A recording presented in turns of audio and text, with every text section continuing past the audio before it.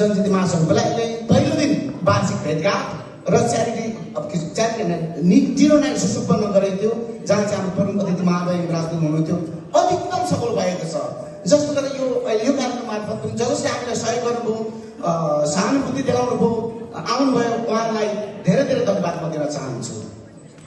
अनि अब आउने जो चाहिँ यहाँ कलाकारहरू नेपाल आउनुभएको छ रहनुहुन्छ 9 र 10 अगस्तमा आउने 9 र 10 अगस्त धेरै छैन। आदिवासी जनजाति महासङ्घ बेलायतले पहिलोपल्ट इतिहासमा 2 दिने वार्षिक महोत्सव र मेला लगाउँदैछ। 9 अगस्तको दिन भलिबलदेखि लिएर स्पोर्ट्स एक्टिभिटिज हुन्छ। ओभरनाइट त्यहाँ क्याम्पिङ गरेर बस्नु सक्नुहुन्छ। त्यहाँ ओभरनाइट क्याम्पिङ गरेर जसो त्यहाँ आउनु होला। इफ क्याम्पिङ गर्नुहुन्न भने वरिपरि के अरे बेड एन्ड ब्रेकफास्टदेखि अरू होटलहरू बस्न सकिन्छ। 10 तारिक चाहिँ हाम्रो विशाल झाँकी छ।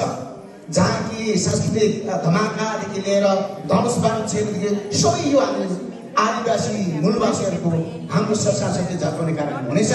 तपाईँलाई यही फ्लोर मार्फत हार्दिक निमन्त्रणा दिँदै यो कार्यक्रम सफलताको लागि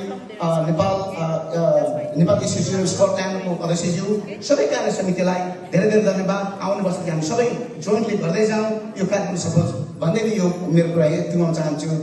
जय आदिवासी, जय वनवासी।